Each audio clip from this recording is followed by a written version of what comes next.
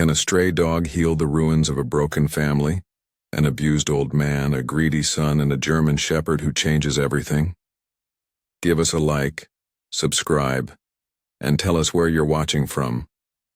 Just outside Guanajuato, where the Mexican Bajío stretches its golden plains under a cobalt blue sky, stood the old estate of El Mesquite, a colonial mansion built from pink stone, with arching corridors that had withstood over 300 years of storms and silence.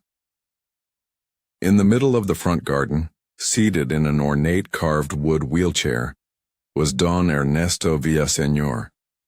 He was 78, his hazel eyes still sharp with wit despite a frail body that could barely move. "You stubborn fool, how many times do I have to tell you? You don't make decisions here anymore." The voice of Joaquin, his only son, cracked like a whip through the hall.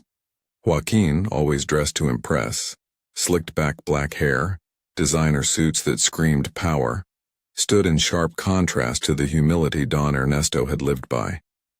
Once the soul of the estate, the younger Villaseñor had now become its shadow, darker and colder with each passing year. "Son, I only suggested you speak with Don Ramiro before switching suppliers. The man's been in textiles longer than anyone in Guanajuato," Ernesto replied, his voice frail but steady, gripping the chair's wooden arms with trembling hands. "Ramiro's a washed-up relic," Joaquin snapped. "This factory's mine now. You lost all say the moment you couldn't wipe your own damn self." With a sudden shove, he rammed the wheelchair into the stone wall. From the kitchen doorway, Doña Concepcion, the housekeeper who'd served this family for over 40 years, watched, her calloused hands twisting a rag, fury and fear etched into every wrinkle on her weathered face. "Don Joaquin," she called out, trying to steady her voice. "Lunch is ready in the main dining room." She wasn't just announcing the meal, she was throwing a lifeline. "Don't bother me, Conchita, and take him to his room. I don't want him at my table today." That evening, as the sun dipped behind the hills, bleeding orange and violet across the sky, Joaquin wheeled his father to the backyard. There, argument had worsened after Ernesto found out Joaquin had fired 3 families, workers whose bloodlines had served the factory since his grandfather's day. "You heartless bastard," Ernesto whispered. "Those families have stood by the Villaseñor since the first loom was built." He tried to rise, but his half-paralyzed body betrayed him. "Loyalty? What good is loyalty when it drains our profits?" Joaquin sneered. "This place needs progress. And your old ways are dead weight." That's when it happened. A sharp bark split the tension. Out of nowhere, a large German shepherd, lean but fierce, vaulted over the stone wall. His black coat gleamed despite his emaciated frame. Planting himself between father and son, the dog growled low, his body tense, eyes burning with uncanny awareness. "Get out of here, you filthy mutt," Joaquin shouted, stumbling back. But the dog didn't attack. He didn't have to. His presence alone was a barricade. With another deep bark, he stepped to Ernesto's side, as if claiming his post. The old man reached out a trembling hand. "Easy, boy. You found your place, didn't you?" The look they exchanged in that instant, man and dog, was more than recognition. It was a bond sealed in silence. A turning point. The moment that would change the course of El Mesquite forever. The shepherd's arrival threw off the fragile hierarchy Joaquin had built since his father's stroke. The next morning, as sunlight spilled through the Damascus curtains of the master bedroom, Don Ernesto stirred to find the dog curled beside his bed, watchful, loyal. "Morning, amigo," he whispered. "So you've decided to stay, huh?" Doña Concepcion entered with breakfast and paused, a faint smile creasing her face. "He came in last night without a sound, Patron. Settled in like he belonged here all along." "He needs a name," Ernesto said, reaching out to touch the dog's coat, still rough from life on the street but glowing with pride. Fuego, he murmured. That fire in his eyes. It reminds me of hearth embers. A warrior's name, Conchita agreed, adjusting the tray. Like the ones the old Mexica gave their champions. By the time the sun hit high, the news reached Joaquin, delivered cold with his breakfast in the grand dining hall where a 20-seat mesquite table now only served one. A stray? In this house? He scoffed. His lip curled in disgust. Tell Sebastian to get rid of that mutt, now. Conchita, who had long endured more than her share, answered with new resolve. With respect, Don Joaquin, your father's already said the dog stays. He's made it his companion. Joaquin slammed his hand on the table, rattling the Talavera china. Perfect. Now we've got a damn flea-bitten mutt calling the shots in my house. By midday, Joaquin stormed into his father's room. Fuego, resting at the foot of the bed, snapped to his feet. Alert, calm, ready. That dog leaves today, Joaquin spat. I called animal control. Don Ernesto, seated by the bougainvillea window with a book open on his lap, looked up. No, Fuego stays, he said, voice smooth as silk. It's all I ask. You even gave it a name, Joaquin scoffed. And what'll you do if I don't listen? Drag yourself out of that chair? The words lingered, cruel and echoing, until Fuego stepped between them. No growl, no baring teeth, just quiet defiance. Tall, focused, eyes fixed on Joaquin with unnerving intelligence. This dog, Joaquin muttered, rattled. It's like he understands every word. He probably understands more than some men, Ernesto replied, a spark flickering in his gaze, one that hadn't shown itself since before the stroke. Across the stone fence, in a modest but elegant house with a tidy herb garden, Miss Dolores Mendez was watering her lavender. At 65, the retired literature teacher had lost none of her sharpness after decades at the college in Guanajuato. Her golden-rimmed glasses caught the light as she watched the ruckus unfold next door. Conchita, she called as the housekeeper passed on her way to the market. What was all that commotion yesterday? A little miracle, Doña Lola, Conchita replied, stepping closer to the wall. A dog appeared, like he was sent by the Virgin herself, stood between Don Ernesto and the disaster. She paused, then added with a knowing look, maybe. The heavens decided the old man deserved a soldier of his own. A deep guttural bark tore through the stillness of the garden, followed by the sharp crash of shattering glass. Everyone jumped. That damned mutt, Joaquin snapped, storming toward the door. Sebastian, what the hell's going on out there? Seizing the moment, Don Ernesto quietly slid a stack of critical documents beneath a pile of folders on his desk. His movement was barely noticeable. Outside, Fuego had knocked over a heavy clay pot with uncanny timing, creating just the right amount of chaos. Through the window, his alert eyes scanned the room, as if he knew exactly what was at stake. The late afternoon sun cast a golden hue over the estate, typical of the Bahia region. The trees shimmered, their leaves like coins catching the light. Inside his bedroom, Don Ernesto worked his left hand in secret, slowly trying to curl and uncurl his fingers. Fuego sat across from him like a watchful trainer monitoring progress. 1, 3, and open, the old man whispered through gritted teeth. A bead of sweat rolled down his temple. Come on, just a little more. The shuffle of approaching footsteps made Fuego's ears twitch.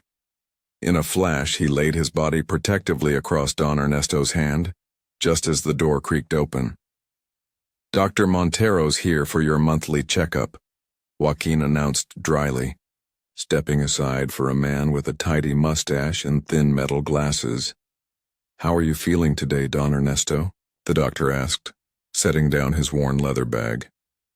"Still kicking, Doc," the old man replied with a weary smile. As usual, Joaquin stayed rooted in the room, arms crossed, impatience written all over his face. Dr. Montero, who had known the family for decades, felt the heaviness in the air. "Joaquin, if you don't mind, I'd like to examine your father alone. Whatever you have to say to him, you can say to me," Joaquin replied curtly. "I handle everything." "I insist," said the doctor, his tone professional and firm. "Medical ethics." With a huff, Joaquin left, shooting a loaded glance back at his father. Once they were alone, the doctor turned his attention to FUEGO. "Looks like you've got yourself a new guardian. He showed up about a week ago," Don Ernesto explained as the exam began. "Changed everything." While checking vitals, Dr. Montero noticed something troubling. "Don Ernesto, these bruises on your arm, how'd they happen?" The old man hesitated, his gaze locked with FUEGO's. "Fell out of my chair," he finally muttered, but his voice lacked conviction. The doctor, who'd seen too many cases like this, nodded slowly. "I see." He paused, his expression tightening. "I'm going to increase my visits. I think closer monitoring would help your recovery." "Joaquin won't allow it," the old man said under his breath. "Leave that to me," the doctor replied, closing his bag. "I'll bring Nurse Ramirez with me. She's excellent with rehab therapy." In the hallway, he found Concepcion, the housekeeper. "Doña Conchita, may I have a word?" They slipped into the back garden, away from prying ears, the old fountain murmuring behind them, its eagle statue forever locked in combat with a serpent. "These aren't accidents, are they?" he asked gently. Concepcion shook her head, her eyes glossy. "Don Joaquin's changed. He was always a tough child. But since the illness..." She trailed off, unable to continue. "Have you contacted anyone in the family?" "La Niña, Mariana," she whispered. "I sent her a letter 3 days ago." "Good," said the doctor. "In the meantime, I'll come twice a week with the nurse. We'll tell Joaquin it's to avoid complications." That night, while the house slept, Concepcion crept through the servants' wing to a small storage room. She pulled a digital camera from her apron. Her nephew, an engineering student in Mexico City, had mailed it after her desperate call. "Tio, hope I'm doing the right thing," she whispered to herself, flipping through the manual. "But I can't keep pretending this isn't happening." The next morning, Joaquin walked into the main dining room and froze. For the first time in months, Don Ernesto was seated at the table, eating huevos rancheros with Concepcion's help. FUEGO sat beside him like a sentinel. "What is that mutt doing in the dining room?" Joaquin snapped, throwing his briefcase onto a chair. "Good morning to you too, son," Don Ernesto said calmly. "FUEGO stays with me now, and this room is still part of my house." "This is outrageous," Joaquin grumbled, pouring himself coffee. "First a stray dog invades my property, now it eats at the same table where presidents once dined." "He's not at the table," the old man clarified. "And my great-grandfather built this house for his family, not for political theater." FUEGO watched the exchange, body coiled tight, ready to react. "Whatever," Joaquin muttered, shifting gears. "Where are the papers you didn't sign yesterday? Licenciado Gomez is coming back this afternoon." "I'm not signing them." The room turned still. Concepcion froze mid-step, a plate in her hands. "What did you say?" Joaquin's voice dropped. "Dangerous." "I said I won't sign another transfer," the old man said, meeting his son's eyes for the first time in months. "I've decided to review the company's finances myself before making any decisions." Joaquin pushed back from the table with such force his chair toppled. Fuego stood instantly, planting himself beside Don Ernesto. "You can't do this to me," Joaquin roared, slamming a fist on the table. "You can barely lift a spoon. How the hell are you going to read financial statements?" "Joaquin, please," Concepcion interjected, voice trembling. "Stay out of it," he snapped, then turned back to his father. "You listen to me. Either you sign those papers today or I swear." A low, vibrating growl cut through his words.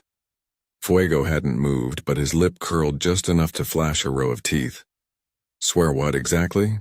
Don Ernesto asked with unnerving calm. Joaquin glanced at the dog, then at his father, then at Concepcion, who stood still with her phone raised at a strange angle, as if recording. Something about the scene made him stop.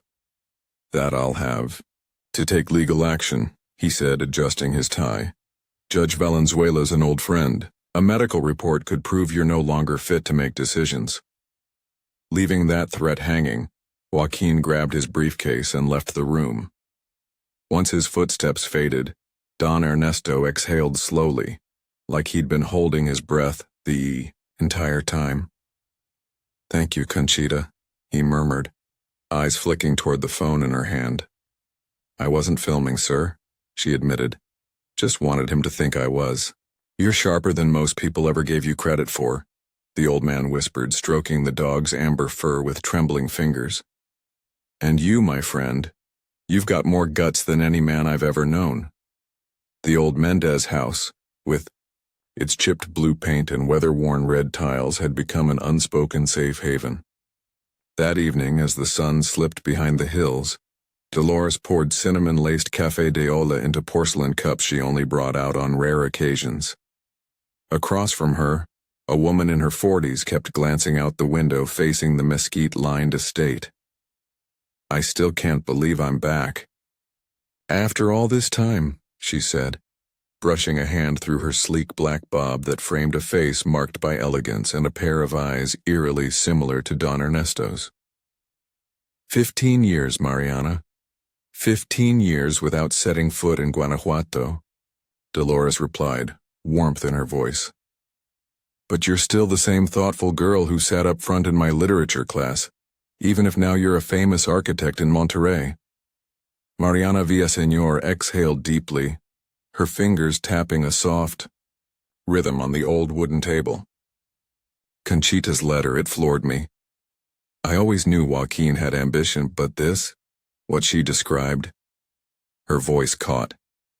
"Hurting Papa? It's inhuman." "Your father isn't the man you left behind," Dolores warned gently. The stroke took more than just his strength. Watching Joaquin dim his spirit day by day, that's the real heartbreak. "I never should have left," Mariana murmured, guilt clear in her eyes. "But after that fight, after what Joaquin said about Mama, the lies he told Papa about me, I just couldn't take it anymore." "No one blames you, mija," Dolores said, reaching across the table to squeeze her hand. "What matters is you're here now." A sudden creak at the back door broke their moment. Concepcion rushed in, usually calm but visibly rattled. "Niña Mariana," she cried, embracing her with warmth. "Ay, qué bendición tenerte de vuelta." "Conchita, thank you for reaching out," Mariana said, hugging her back tight. "You have no idea what it meant to hear from you after all these years." The three women settled around the table, forming a kind of battlefield council. Concepcion pulled a small digital camera from her purse. "I've started recording everything," she explained, scrolling through images. "These are from 3 days ago." Joaquin slammed Don Ernesto's chair into the wall, just because he refused to sign some documents. Mariana's stomach turned as she looked at the photos. "And this dog?" she asked, pointing at a large shepherd in one of the images. "That," Conchita smiled for the first time, "is our little miracle. He showed up 10 days ago like an angel out of nowhere. Since then, your father, he's been coming back to life." "A dog?" Mariana's voice was tinged with doubt. Not just any dog, Dolores interjected. There's something about him. It's like he understands. He guards your father with a devotion I've never seen before. And there's more, Conchita added in a hushed voice, even though they were alone. Don Ernesto. He's improving. Dr. Montero says there's movement returning on his left side. It's slow but real. Does Joaquin know? Mariana asked. No. And we need to keep it that way, Dolores said firmly. The doctor comes twice a week now along with a rehab nurse. Joaquin thinks it's for infection prevention, but it's actually therapy. Mariana stood and walked to the window, staring at the darkening silhouette of her childhood home. I have to see him. I can't hide anymore, not like a stranger in my own family. Not yet, Niña, Concepcion warned quickly. Joaquin's been on edge. Yesterday he fired 2 more workers, and this morning, I heard him talking about putting your father in a care home in Querétaro. A care home? Mariana's face flushed with fury. I won't let that happen. Then we need to be smart, Dolores insisted. Dr. Montero's been reaching out to your father's old allies, Ramiro Leiva, Felipe Orozco. They were both shocked when they found out what's been going on. And there's something else, Conchita said, pulling a worn yellow envelope from her bag. I found this in the attic, among Doña Elena's things. God rest her soul. Mariana's hands trembled as she took the envelope. Her late mother's name was scrawled on the front in unfamiliar handwriting. What is this? She asked. Letters, said Conchita, from a friend of your mother's in Mexico City. I found them last Christmas while unpacking decorations. I think you should read them. As Mariana pulled out the time-stained papers, Conchita continued. Your mama didn't die of a heart condition, Mariana. Those letters say she left the hacienda after discovering something awful about Joaquin. The heavy silence was broken by a ringtone. Concepción's cell. Bueno. ¿Sí? Sebastián? ¿Qué pasa? Her face drained of color as she listened. Are you sure? Yes, I'll go right now. She hung up, shaken. It's Joaquin. He called an ambulance. Claimed your father. Had a relapse. Sebastian says he's lying. Don Ernesto was perfectly fine this morning. Mariana shot to her feet. He's going to try to commit him tonight. Then we stop him, Dolores said, grabbing her purse. Now, there's no time. The 3 women rushed out of the house. As they crossed the narrow road between Dolores's property and the estate, Mariana stopped dead in her tracks. Where's the dog? She asked. Where's the shepherd? As if summoned by her words, a thunderous bark rang out from deep inside the house, followed by shattering glass and a surge of raised voices. In the main office, lined with portraits of 5 generations of Villaseñors, Joaquin stood with a stack of documents in hand. Don Ernesto's wheelchair had been pushed far from the door, trapped. This is for your own good, Joaquin said, his tone menacing and slick. Dr. Sandoval says the care facility will treat you better than we can here. I've already signed on as your legal guardian. You had no right. Don Ernesto snapped, his voice shaking but defiant. I never gave you power of attorney. And who's going to argue with me? Joaquin sneered. You? An old man who can barely speak straight? The ambulance will be here in 20 minutes. By tonight, you'll be tucked into a nice quiet room with a garden view, and I'll finally be free to run this place without you meddling. What Joaquin didn't see, what he hadn't even heard, was the shadow moving behind him. The way FUEGO, the German shepherd, slipped toward the office window could have been mistaken for shadow play. Silent, strategic, deliberate. Without warning, the dog shoved the heavy Talavera vase off the windowsill, the crash jolting both men like gunfire. In the chaos, FUEGO lunged across the room and snatched the stack of asylum documents from the desk, tearing them apart mid-stride. You damn mutt! Joaquin roared, diving at the dog, who dodged effortlessly and darted toward the locked door. But then, everything froze. Fuego paused beside Don Ernesto's wheelchair and with unexpected tenderness nudged the old man's left hand. Encouraged, the frail fingers twitched, then curled into a soft but defiant fist. Joaquin stared, stunned. "This isn't over, Father," he spat, backing away, voice tight with fury. "Neither you nor that dog can stop me." But as he yanked open the door, he ran straight into three women, their expressions sharp as blades, ranging from cold disdain to open loathing. And at the center stood his sister, Mariana, eyes burning with purpose. Mariana. The name left Joaquin's lips like a breath caught in frost. His mask cracked. Fear flickered in his gaze for just a second.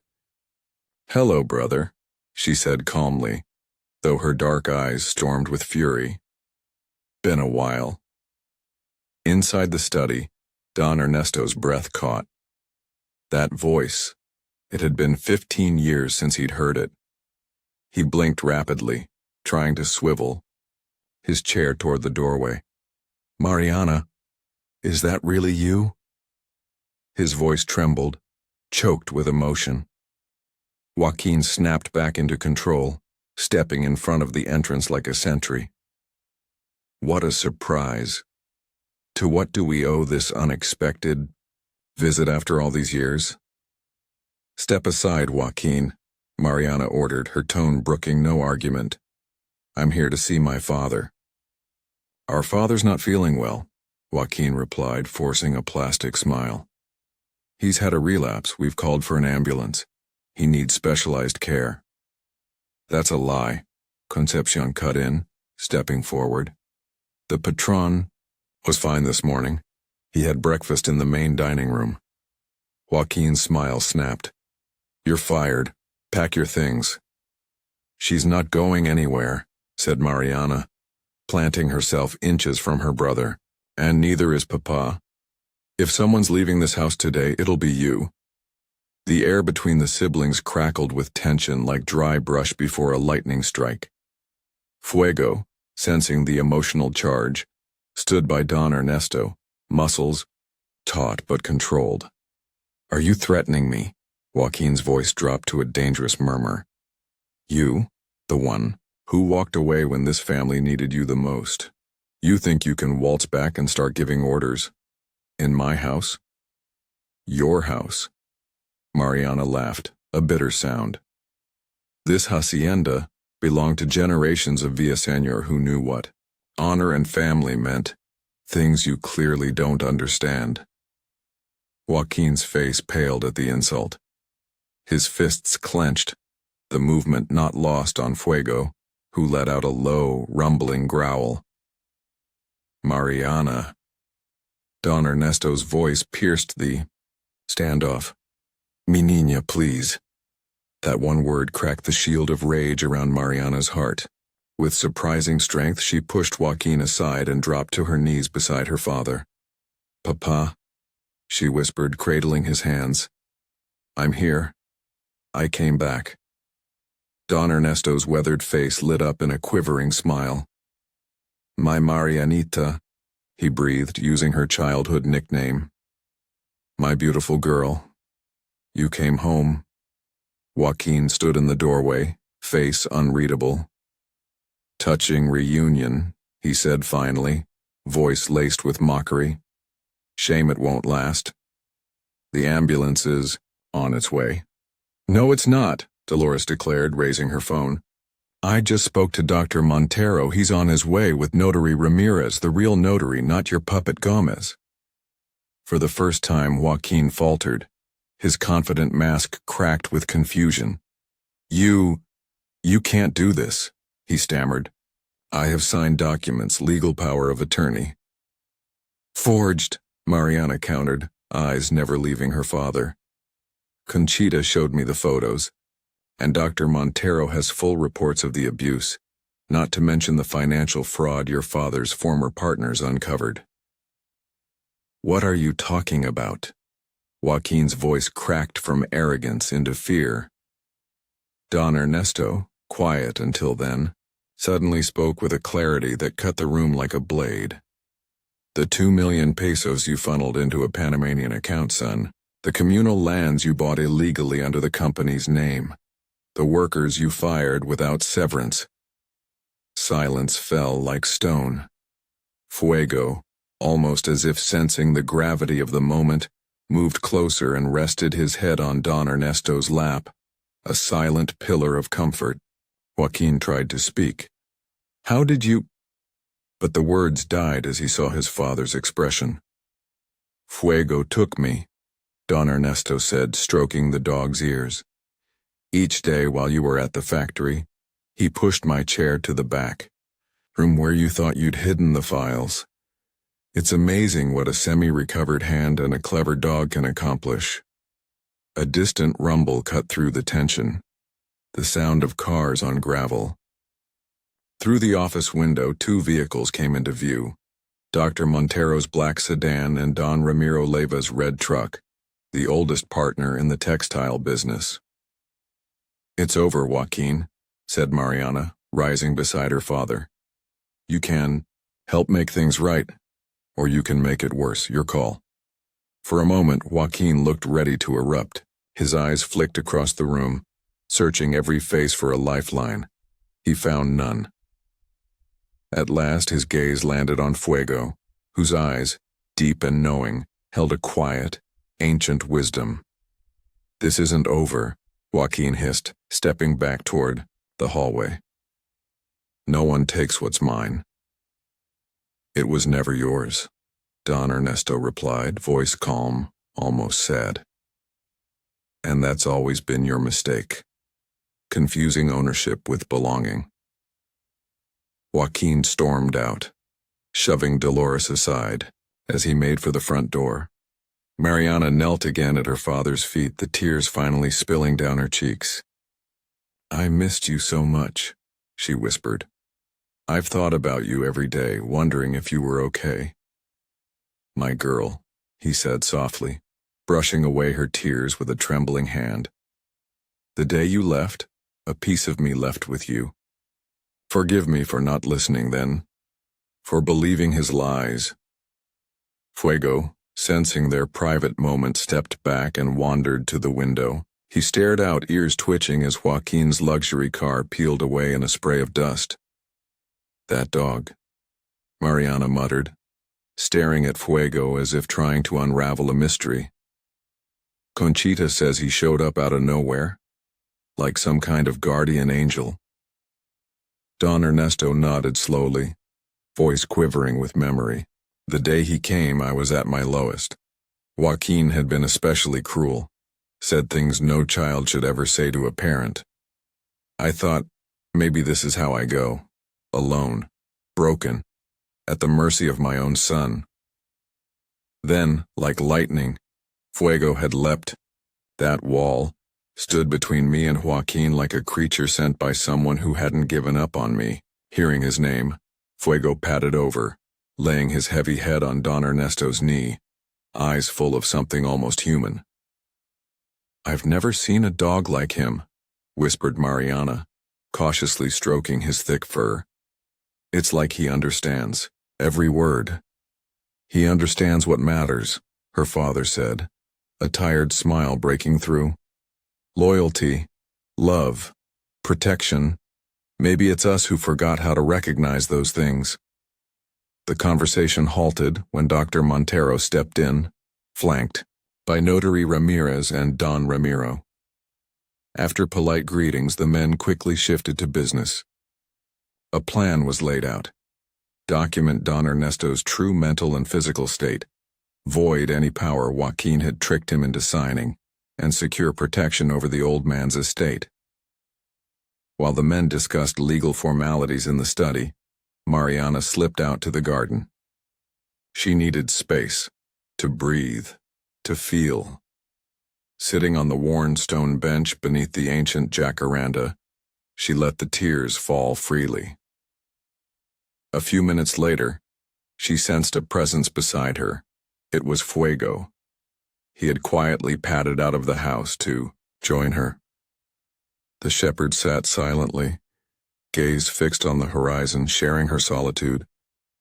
"Thank you," Mariana whispered, running a hand along his back, "for watching over him when I couldn't." And even though she knew it was silly, she could have sworn Fuego gave the faintest nod, as if to say, "I got you." The first light of dawn lit the hacienda's stone walls in soft rose hues, painting the crumbling estate with borrowed life.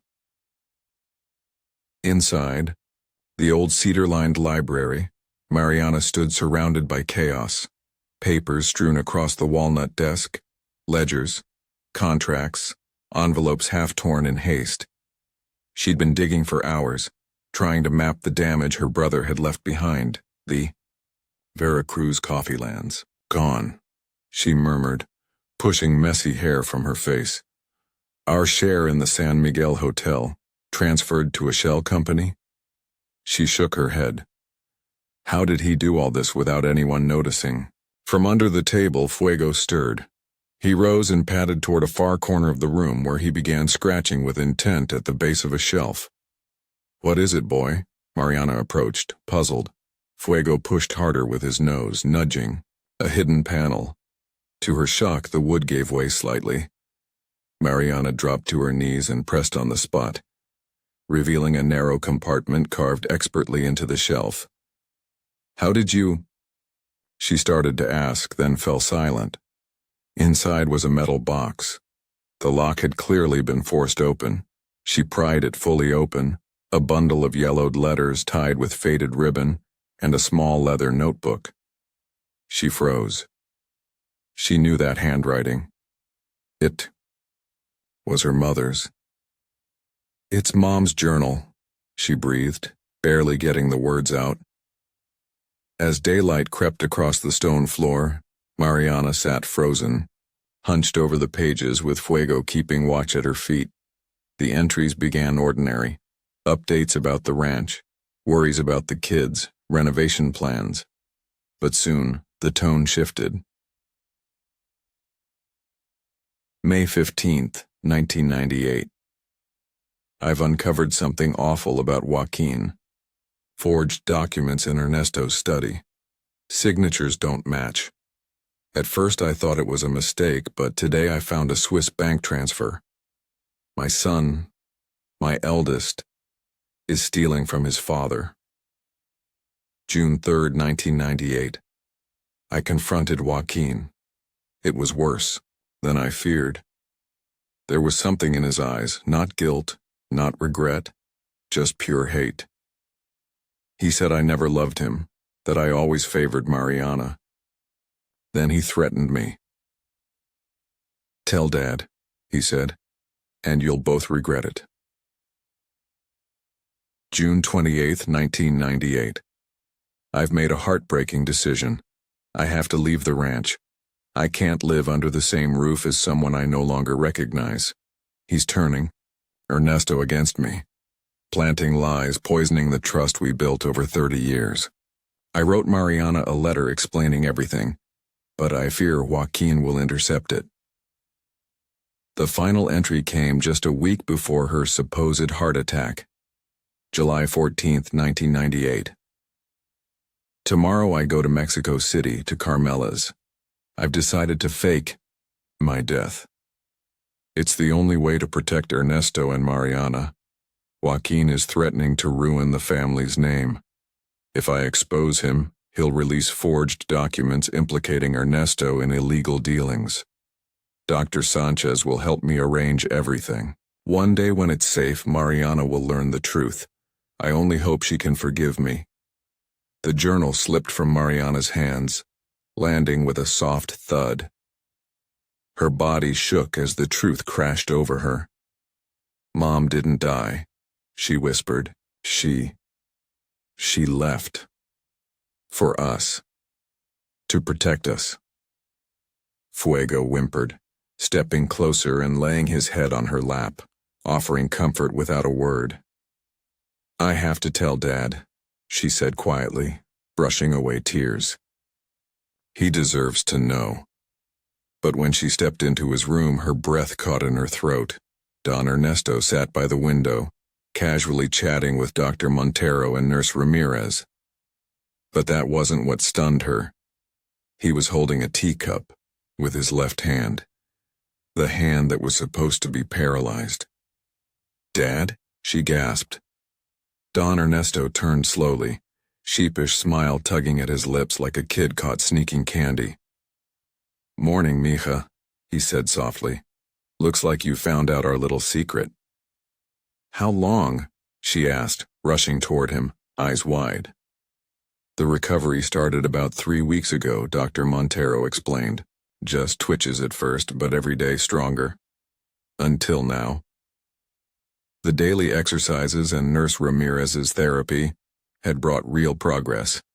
"And thanks to my personal trainer," added Don Ernesto, glancing at Fuego, who had padded quietly into the room behind Mariana.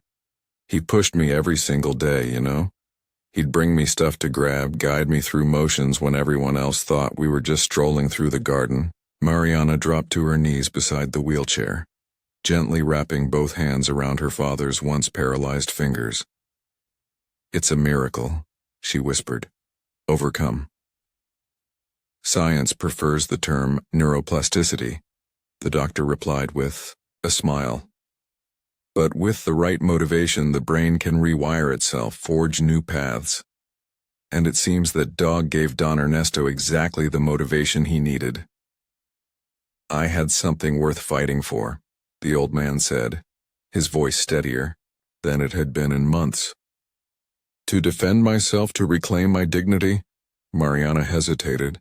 Her mother's diary felt like a weight in her pocket.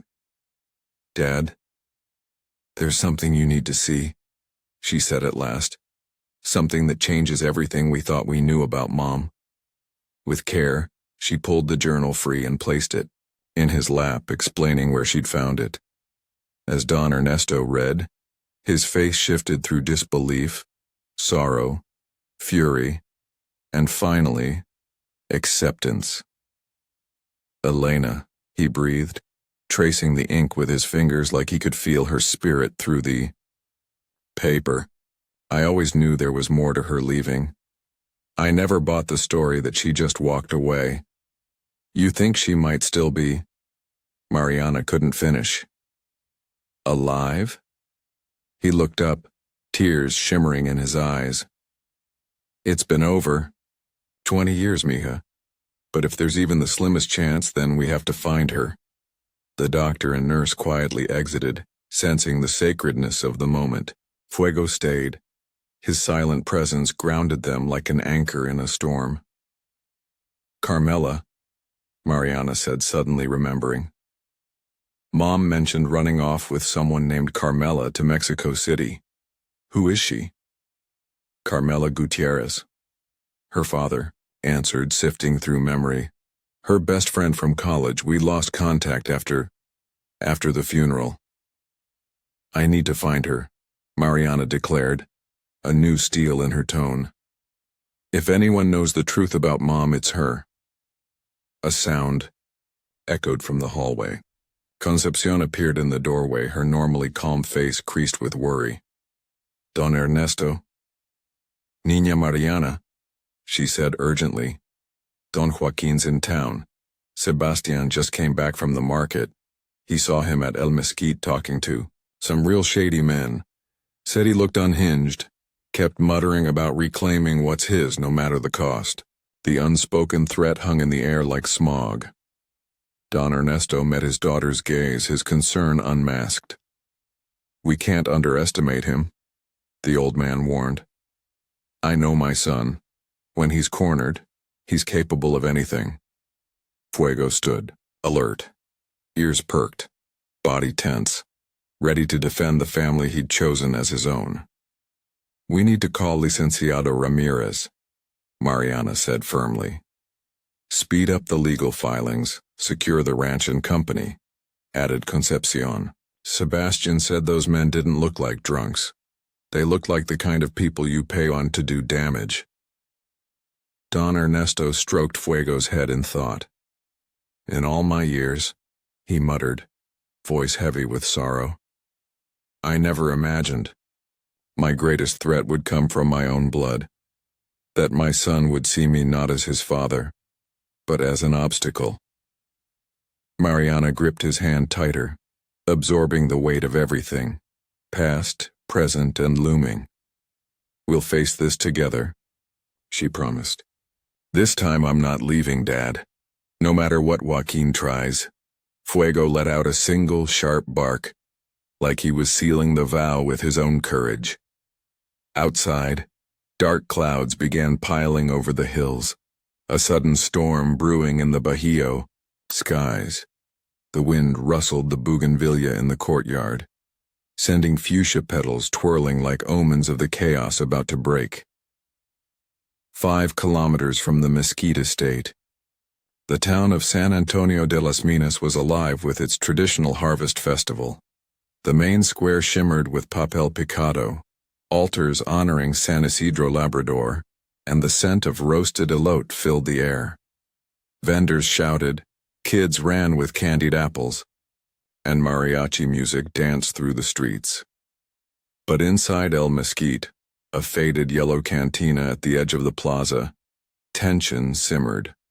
Joaquin Villaseñor sat in the darkest booth, across from 3 men with hard eyes and harder jaws. The third oldest of them had a scar slicing through his left cheek and a gaze colder than winter steel. Joaquin leaned forward, voice low under the din. I need to retrieve some documents. They're in a safe in the main office. No one has to get hurt, you understand me? If no one's supposed to get hurt, the man drawled, toothpick bobbing between stained teeth, then why hire us instead of a locksmith? His northern accent betrayed his borderland roots. We Erna brothers aren't exactly known for our delicate touch, Señor Villaseñor. There could be complications, Joaquin admitted, draining his whiskey. My sister's back, and there's a guard dog that looks like it crawled out of hell. The man called Serna exchanged glances with his crew. A crooked grin tugged at his mouth. A dog's no big deal. And the sister? Don't touch her, Joaquin snapped. This isn't about her. I just need those papers before my father can use them against me. Serna studied him like a vulture sizing up a dying animal. Price just went up, Señor Villaseñor. $1,000. Half now, half when the job's done. Joaquin blanched. That's too much. Then find someone else, Serna said, beginning to rise. Wait. Joaquin pulled an envelope from inside his jacket and slid it across the table. 7 now. The rest when it's done. Tonight, during the San Isidro procession, he added, everyone will be in town.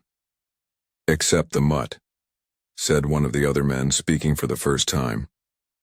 I brought this for that, Joaquin said, fishing out a small vial. Enough tranquilizer to knock out a horse.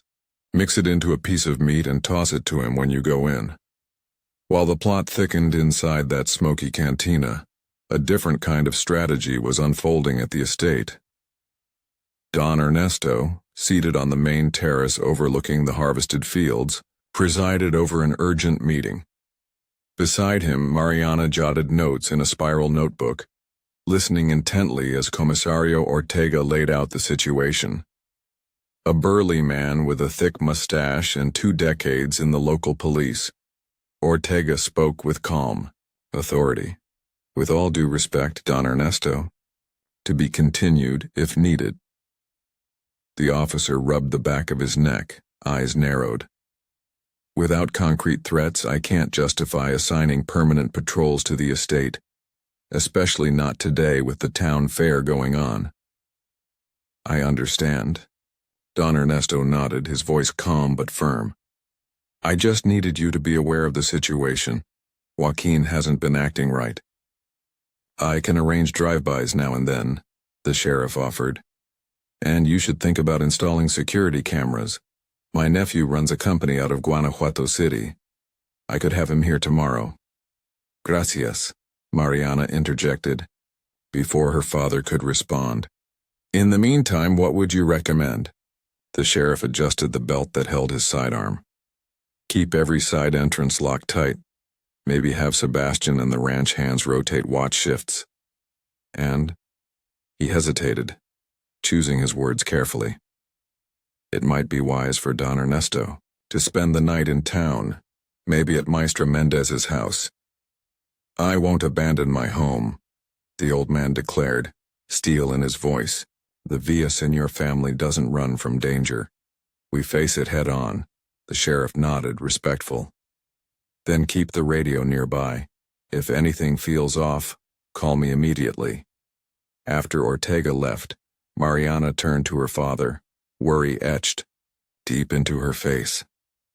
Papa, maybe we should do what he said. Just for tonight.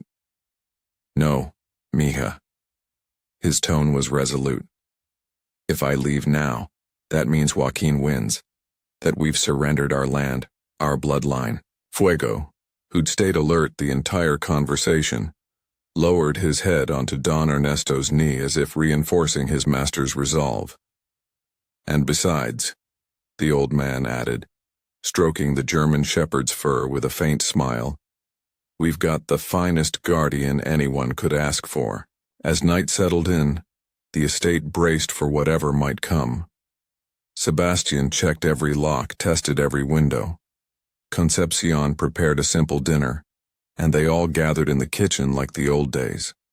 Before Mariana was grown, when she'd sneak in to eat with the staff, far from the stiff dining room etiquette. Remember how you used to hide your vegetables in the flower pots? Concepcion teased, handing out hot chocolate in clay mugs. Mariana laughed, grateful for the brief lift in tension. And you'd pretend not to notice, until you found them later and gave me that silent, scolding look. Your mother always knew, Don Ernesto said, voice heavy with nostalgia. She just chose to let it slide, said a little rebellion builds character. The mention of Elena brought the buried topic back to the surface. If Mom's alive, Mariana began cautiously, what happens when we find her? Don Ernesto stared into his cup like the darkness might offer answers.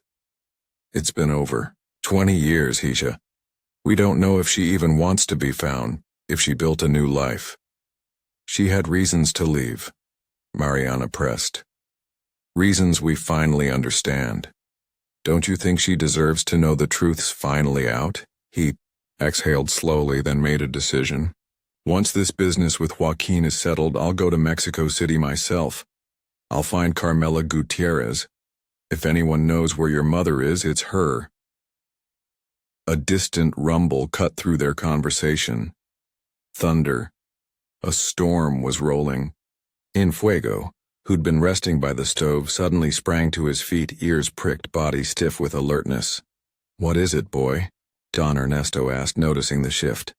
The dog padded toward the back door, let out a low, deliberate growl. Something's not right, Sebastian murmured, reaching for the machete he used to chop wood. I'm going to check it out. No. Sebastian. Mariana caught his arm. Call Sheriff Ortega first. Tell him to come now. While the gardener made the call, Concepcion flicked off the kitchen lights, plunging the room into a flickering gloom broken only by lightning outside. We should go upstairs, she whispered. The service stairs are narrow. Easier to hold if it comes to that. Don Ernesto nodded, and Mariana began pushing his wheelchair toward the stairwell. But Fuego didn't budge. Planting himself firmly at the rear door, the dog stood rigid, unmoving, his stance clearly protective. He's coming with us, Mariana insisted, grabbing the leather collar Sebastian had made him. Fuego gently shook her off, not with aggression, but with unmistakable determination. In the flash of a lightning bolt, his eyes glinted with something that needed no translation. He would stand guard. He would be the first line of defense. Let him be, mija, Don Ernesto whispered, his voice cracking with emotion. He knows what he's doing. With a lump in her throat, Mariana helped her father up the tight staircase, Concepcion close behind. Sebastian stayed on the bottom step, machete ready in case anyone came through. Ortega's on his way, he said under his breath. But trees are down on the main road. He's at least 20 minutes out. Outside, the rain poured in sheets. Perfect cover for anyone sneaking in. 3 shadowy figures moved along the edge of the property, shielded by the storm's fury. Their plan was simple. Enter through the supply shed on the east wing, cut through the corridor and reach the study, where Joaquin had told them the safe was hidden behind a portrait of the hacienda's founder. What they hadn't counted on was being watched. Fuego crouched motionless beneath the rear overhang, eyes tracking every move with surgical focus. The first of the Locerna brothers slipped to the shed door, picking the lock with expert ease. The others kept watch, one holding out a chunk of meat laced with sedatives, ready to knock out the infamous dog Joaquin had warned them about. The lock clicked open just as a thunderclap shook the ground. They slipped inside quietly. The shed was dark and damp, packed with old tools, dusty crates, and forgotten furniture. "Just grab the papers," whispered the eldest. "We get in, we get out, no complications." But complications were already inbound, in the form of 90 pounds of canine loyalty, using a route known only to him, a break in the back fence he'd discovered months ago. Fuego raced through the dark, planting himself in the narrow passage between the shed and the house. The intruders crept forward, unaware of what lay ahead.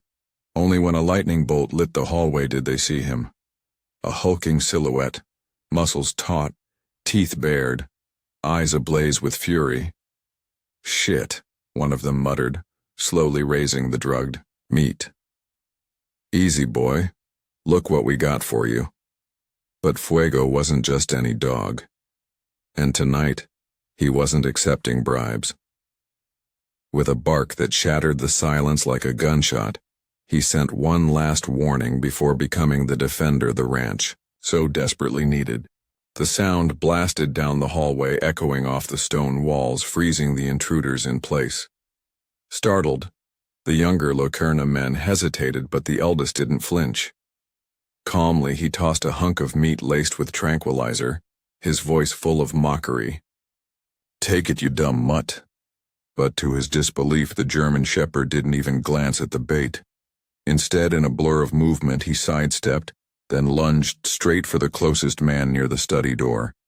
Not teeth first like a trained attack dog would, but with his full body weight, crashing into the man and sending him flying into a small table, which exploded beneath them. "Pinche perro," the man shouted, trying to grab hold of him. "Get him off me." The oldest Locerna yanked a blade from his belt, eyes burning with rage. "Let's end this damned dog now." Upstairs, the commotion reached the family. Sebastian, stationed at the back stairwell, gripped his machete tighter. "They're inside," he said, tense, "and Fuego found them." "Oh, Lord," Concepcion whispered, clutching Don Ernesto as they held his chair at the top of the stairs. "We can't just sit here," Mariana declared, grabbing a heavy bronze candelabra from a nearby table. "Sebastian, stay with Papa and Chita. I'm going to help Fuego." "No, mija, please," Concepcion begged, but Mariana was already halfway down, fire in her eyes. "Mariana, don't." Don Ernesto's voice cracked with anguish, stopping her for just a beat on the last step. "Don't risk yourself, Mija. I already lost your mother. I couldn't bear losing you, too." Her hands trembled slightly under the candelabra's weight, but a sharp cry from downstairs tore through the air. "I'm sorry, Papa," she said, steady now.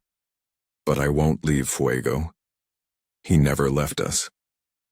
Downstairs, the fight raged on. Fuego, now bleeding from a deep gash in his right flank where Cherna's blade had struck, refused to yield. He stood firm, a living wall between the attackers and the study he was born to guard. Damn beast, Kerna growled, readying for another strike. But then Mariana's voice cracked like a whip from the hallway. Get away from him, you bastards. The three men turned, startled by the sudden appearance of the woman wielding a bronze weapon like a war club. Fuego didn't waste the second. With fierce precision he launched himself at Cerna's weapon hand, jaws locking onto his wrist. Cerna screamed as the knife clattered to the floor. He broke my hand, he howled, collapsing. The other two, seeing their leader down and now outnumbered by a bloodied dog and a determined woman, began to waver. Just then, a crash of glass at the front entrance sent more chaos flying. Sheriff Ortega and two deputies stormed in. Police, nobody move. His voice sliced through the madness. The youngest Locherna, panicking, drew a pistol from his coat and grabbed Mariana. Back off, I'll blow her head off, he shouted, dragging her toward the rear exit, gun to her head. What happened next would be talked about for years. Despite his wound, Fuego sized up the situation with a mind that seemed far more than canine. Rather than charge the gunman, he flung himself into a suit of armor displayed in a niche. The heavy steel toppled with a thunderous crash, slamming into the attacker. His shot went off, harmlessly into the ceiling. Before he could recover, Ortega's men were on him. Freeze, asshole! The sheriff barked, cuffing the man while the others secured the rest. Attempted kidnapping, home invasion, illegal firearms. Puente Grande will be home for a long while. Mariana rushed to Fuego, who had collapsed beside the fallen armor, his breathing ragged and blood soaking his fur. He's hurt, she cried, kneeling by him. We need a vet. Doctora Valdez is 10 minutes away, said Concepcion, having come downstairs. Sebastian, go now. As he bolted, Don Ernesto appeared at the top of the main staircase. To everyone's shock, he was out of his chair, gripping the railing and slowly making his way down. Papa, Mariana gasped. What are you doing? You could fall. I need to see Fuego, he said, voice full of quiet power. I need to thank him myself. Ortega, now certain his men had secured the scene, stepped in beside the old man. Let me help you, Don Ernesto. It's a damn miracle to see you on your feet. The real miracle, he replied, pointing to the shepherd who had lifted his head weakly to watch them approach, is lying right there. With Ortega's help, Don Ernesto knelt beside Fuego. His shaking hands touched the dog's head with reverent care. Gracias, amigo, he whispered, tears rolling freely. You saved our lives. You saved this family. Fuego let out a low whine, his eyes locked on the old man as if understanding every word. 15 minutes later, Dr. Valdez arrived, petite in her 50s, her silver hair tied in a tight braid and a medical kit slung over her shoulder. After a thorough exam, she looked up with relief. Deep cut but no vital organs hit, she confirmed as she cleaned and stitched the wound. This dog has an incredible constitution. With proper care, he'll recover fully. He'll have everything he needs, said Don Ernesto, now resting in a chair nearby, never taking his eyes off the dog. From today forward, Fuego isn't just a dog. He's part of the Villar family. As the doctor finished her work, Sheriff Ortega walked over, his expression more serious than before. Don Ernesto, the men admitted they were hired by his own son, sent to retrieve a set of incriminating documents. Apparently, Joaquin had assured them they'd find everything locked inside the office safe. Ernesto exchanged a loaded glance with Mariana. The papers proving his embezzlement aren't there anymore, he said quietly. I handed them over to Attorney Ramirez yesterday to initiate formal charges. Do you have any idea where Joaquin is now? Mariana asked. Ortega shook his head. The Erna brothers say they were supposed to meet him on the road to Leon around midnight. Make the handoff there. We've got patrol units canvassing the area, but I doubt he'll show. He's on the run, Ernesto muttered with a weighty sorrow. My own son, now a fugitive. Outside, the storm began to ease, as if nature itself understood that the worst had passed. Along the horizon, the first brushstrokes of dawn colored the sky in shades of lilac and dusty rose. You all need rest, the commissioner advised. I'll leave a guard stationed here just in case, but I think the danger's behind us. Concepcion arranged guest rooms for everyone, insisting that Dr. Valdez stay the night to keep watch over FUEGO. In the drawing room, now a makeshift canine infirmary, Mariana refused to leave the German shepherd's side. Curled in an armchair next to his low cot, she stayed up, watching his uneasy dreams.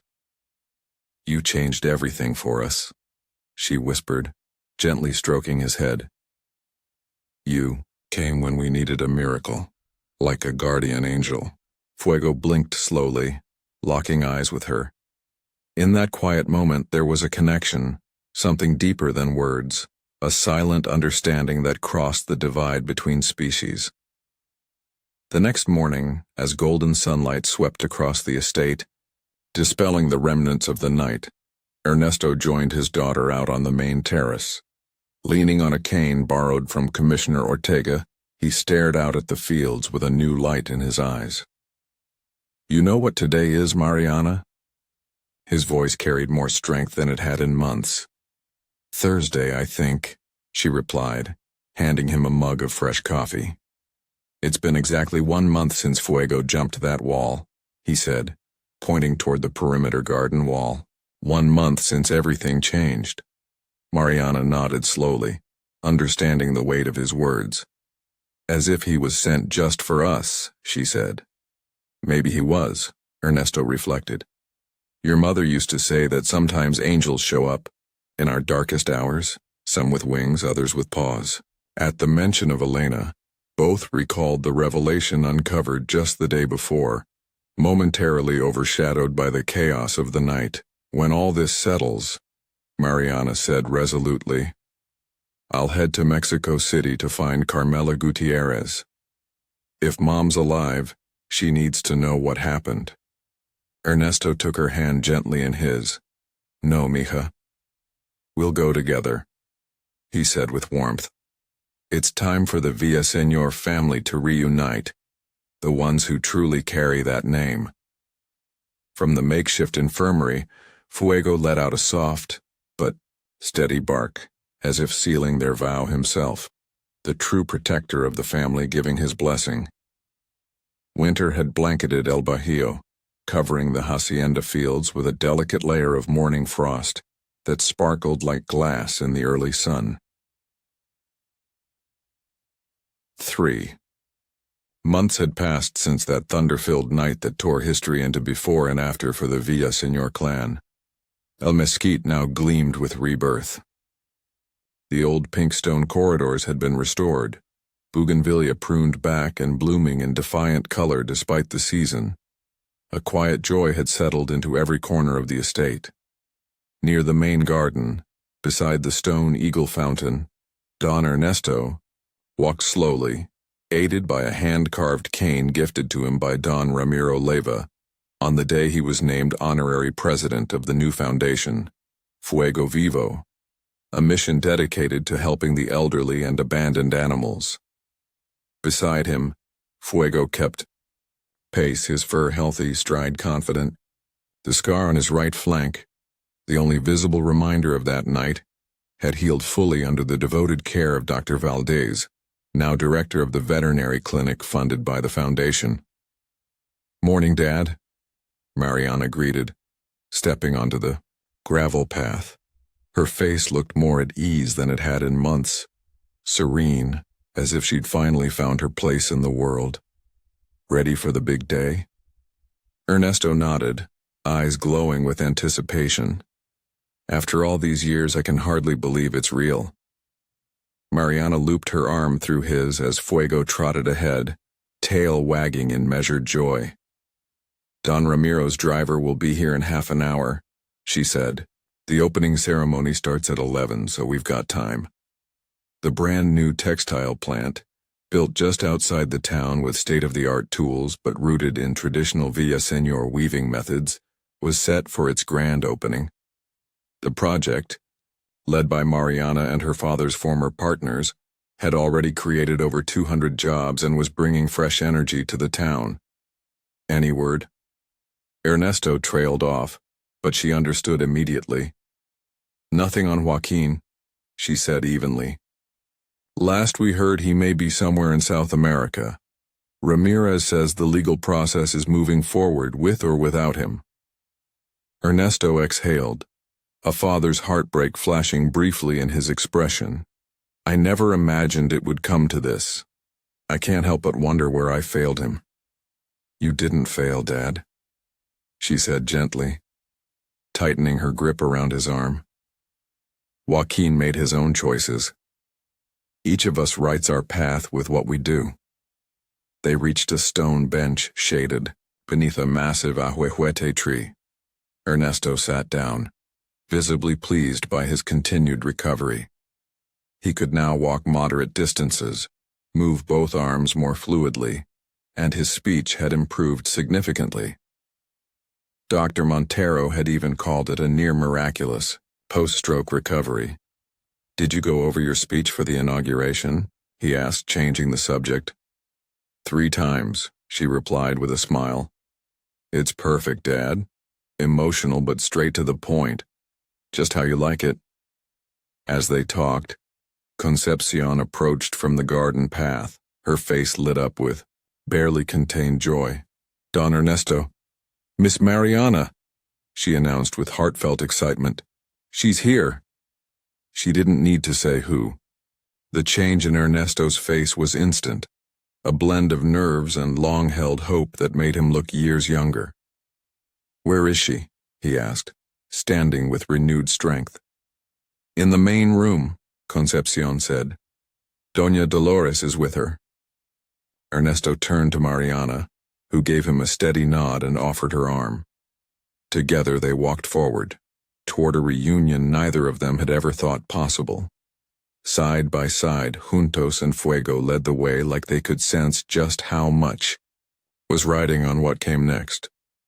They padded toward the grand main house, its carved wooden doors giving way to a high-ceilinged hall lined with sepia-toned portraits and oil paintings of Guanajuato's valleys.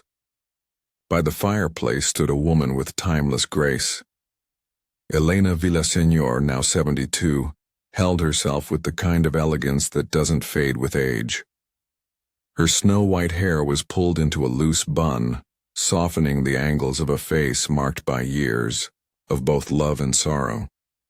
Her eyes, so unmistakably Mariana's, gazed at the walls of family memories with a longing that gripped the room. Elena, came Don Ernesto's voice, just barely above a breath. The woman turned with the slowness of someone waking from a long dream, locking eyes with the man who, though still her husband on paper, had been gone from her life for over 2 decades. Ernesto, she said, voice catching in her throat, but steady enough to carry the weight of time. It's been so long. For what felt like forever, neither moved. The space between them was more than just a few feet. It was a chasm carved by 25 years of silence. And then, Fuego stepped forward, unhurried, certain. He sniffed at Elena's hands, then gently pressed his head into her hip in quiet recognition. Her eyes welled up. Well, she whispered, smiling as she stroked the shepherd's ears. Seems like I've already got the blessing of the most important one here. That small moment shattered the tension like glass. Don Ernesto stepped toward her, measured but firm, stopping just inches away from the woman he had never stopped searching for. I read your journal, he said softly. I searched for you. For months. I know, Elena replied. Carmela told me. But I wasn't ready, Ernesto. Not until I knew for sure about Joaquin. You did what you believed was right, he interrupted gently. To protect us all. You don't need forgiveness. Elena looked past him, her gaze landing on Mariana, who had stayed quietly aside, letting her parents have this moment. Mi niña, she whispered, arms open and trembling. Mariana didn't hesitate. In 3 quick strides, she fell into her mother's arms, the years collapsing around them.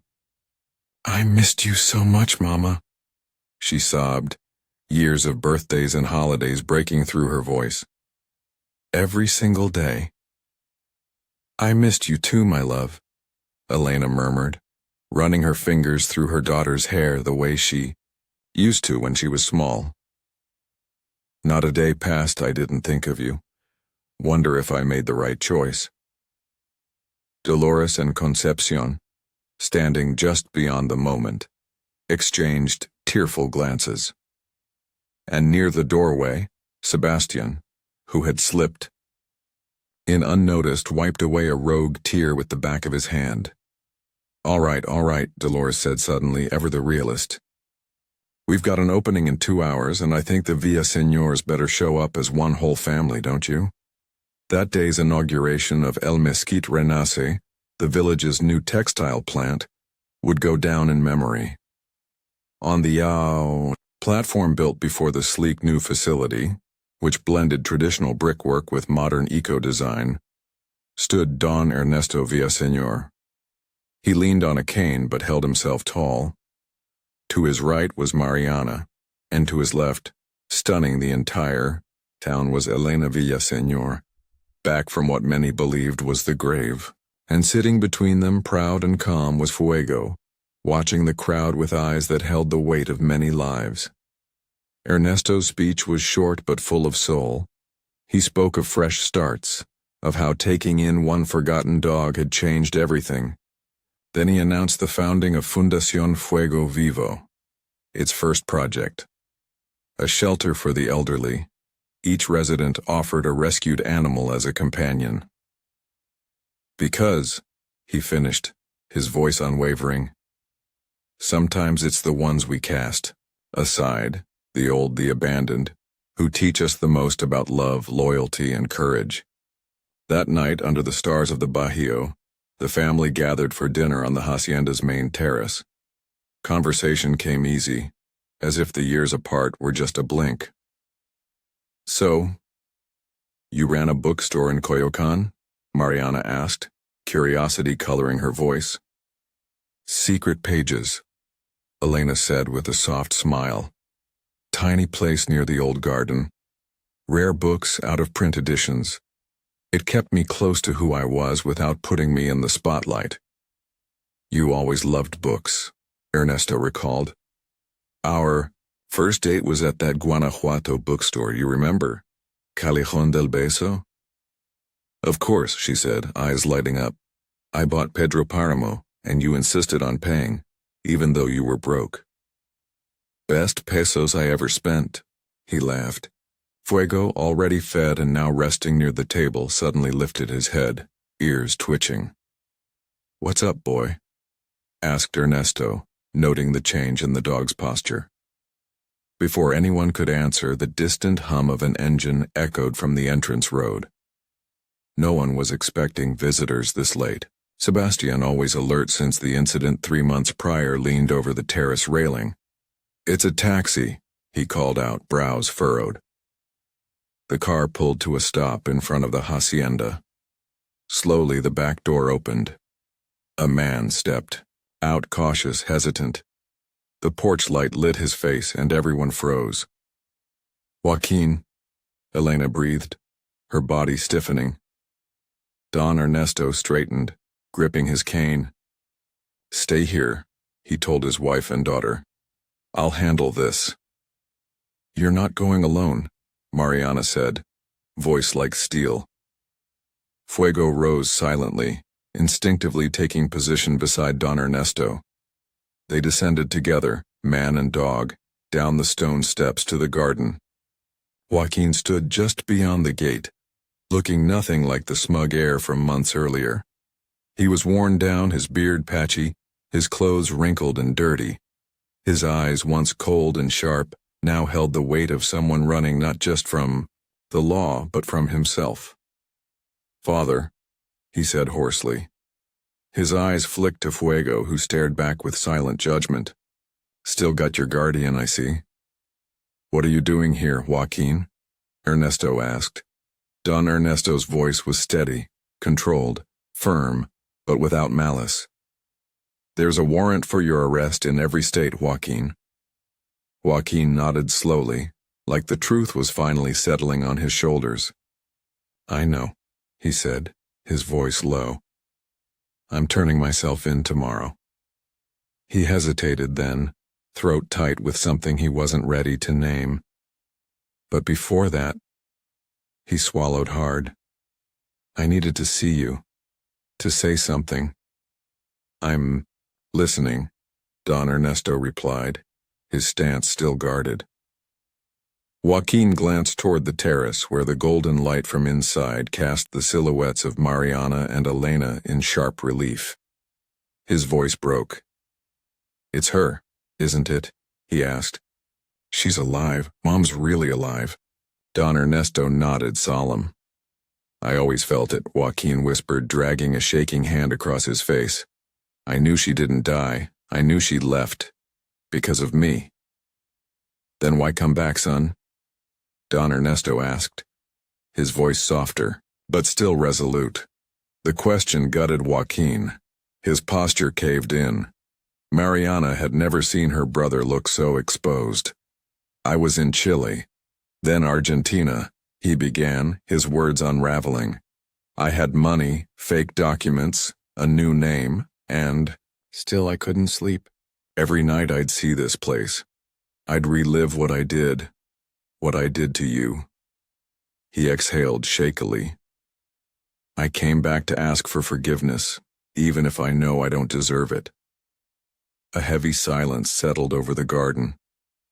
The jacaranda branches stirred in the evening wind, their shadows flickering across Joaquin's tense face like ghosts.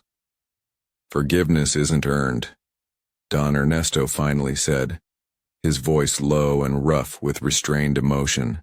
"It's offered. And in this family we've had to learn a lot about second chances."